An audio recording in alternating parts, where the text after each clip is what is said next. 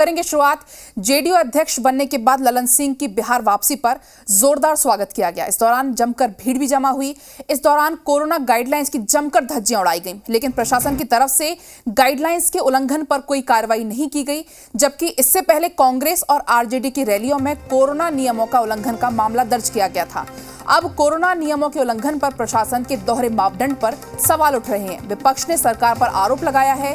कांग्रेस प्रवक्ता हरखू झा का कहना है कि 7 अगस्त 2021 को कांग्रेस पर कोरोना के नियम उल्लंघन के मामले में दर्जन भर मामले दर्ज किए गए थे। इससे साफ पता चलता है कि ये सरकार विपक्ष को साधने के लिए बनी हुई है। इस पर जेडीयू ने पलटवार किया है। जेडीयू नेता जय कुमार सिंह ने कहा कि कल अप्रत्याशित भीड़ थी, हमें लोगों की उम्मीद नहीं थी कि इतनी भीड़ आएगी, लेकिन जो लोग आए थे उन्होंने मास्क पहना हुआ था। ग्रामीण इलाकों से आए लोगों में मास्क को लेकर थोड़ी सी परेशानी थी। प्रशासन मामले को देख रहा है, सब कुछ होगा।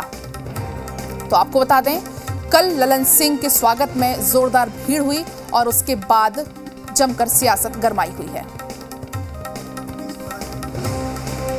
विपक्ष के लिए है, सरकार के लिए यहाँ कोई कानून व्यवस्था नहीं है। सरकार का आदमी डकैती करे, लूटपाट करे, चोरी करे, सरकारी जमीन का अतिक्रमण करे, कोई भी काम करे, उसके लिए कोई थाना, कोई पुलिस, कोई महकमा नहीं है। सिर्फ कानून जो बना हुआ है वो विपक्ष के लोगों के लिए, उनके समर्थकों के लिए, उनके अनुयायियों के लिए। एक तरफ सरकार, यदि हम विपक्ष के लोग कोई कार्यक्रम करते हैं, हमारे नेता तेजस्वी यादव जी जब घर से निकलते हैं और जाते हैं किसी पीड़ित का हाल लेने के लिए गोपालगंज में, तो वहां पर आपके विरुद्ध कोविड के उल्लंघन का केस होता है। हम यदि सड़कों पर, रोड पर जनता के संघर्ष के लिए उतरते हैं, हम लोगों पर सड़कों पर हम लोगों पर सरकार और प्रशासन के द्वारा कई तरह का मुकदमा किया जाता है।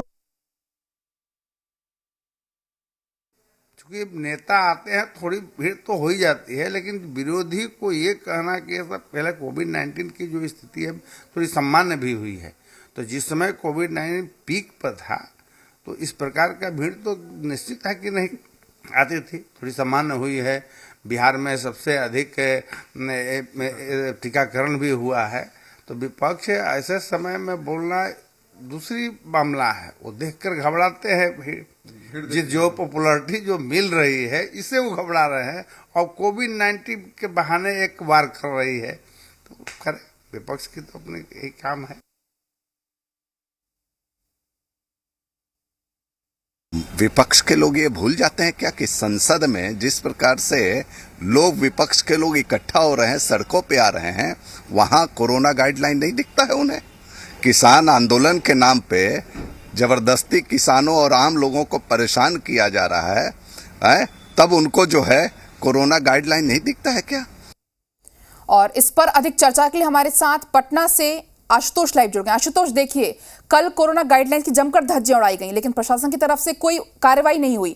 जबकि इसके तहत जब विपक्ष की तरफ से रैलियां निकली तब जमकर हंगामा भी हुआ, कार्रवाई भी हुई।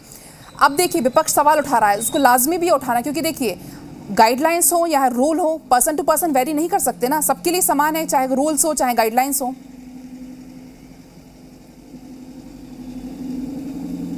देखिए, यही फ़र्क होता है जब आप रूलिंग पार्टी में होते हैं और अपोजिशन में होते हैं, दोनों फ़र्क आपको साफ दिखता है। जब आप रूलिंग पार्टी में होते हैं तो आपके जो भी खुशी के में जो रैलियां निकाली जाती है या फिर समारोह होते हैं, उन पर कोई भी प्रशासनिक प्रभाव नहीं होता है, पुलिस का प्रभाव नहीं होता है। लेकिन जब अपोजिशन की तरफ से कोई भी प्रोटेस्ट निकाला जाता है तो तुरंत वो पुलिस और प्रशासन की नज़रों में आता है और उस पर जो भी विधि सम्मत होती है कार्रवाई होती है।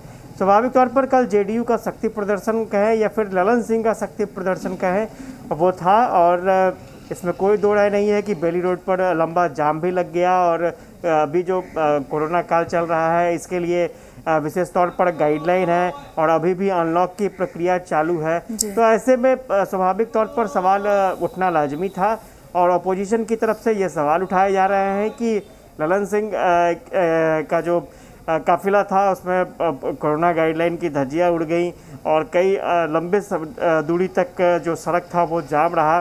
तो ऐसे में उन पर भी कार्रवाई होनी चाहिए, उन पर भी मामले दर्ज होने चाहिए।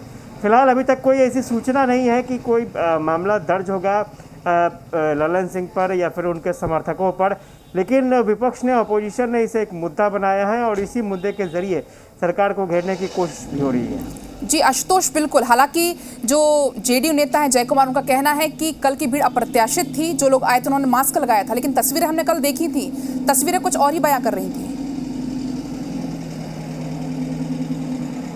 नहीं, ये सिर्फ कहने की बातें हैं कि लोगों ने मास्क लगा रखा था। जब भी आमतौर पर आप इस तरह के समारोह का आयोजन करते हैं तो कोरोना गाइडलाइन टूटती है।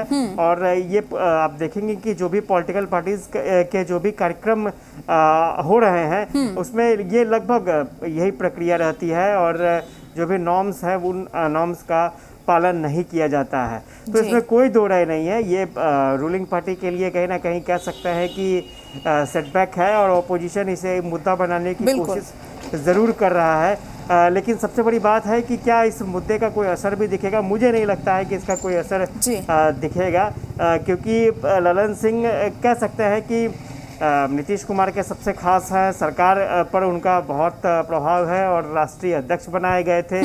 तो जेडीयू के कार्यकर्ताओं में, नेताओं में काफी उत्साह था और चूंकि जेडीयू अभी रूलिंग पार्टी में शामिल है, बिल्कुल तो ऐसे में स्वाभाविक तौर पर सरकार और प्रशासन पर जेडीयू की अपनी पकड़ है और मुझे नहीं लगता है कि इस मामले को लेकर के बिल्कुल आशुतोष, देखने वाली बात होगी क्या कुछ अब आगे कार्रवाई की जाती है। फिलहाल आपका बहुत बहुत शुक्रिया तमाम जानकारी के लिए।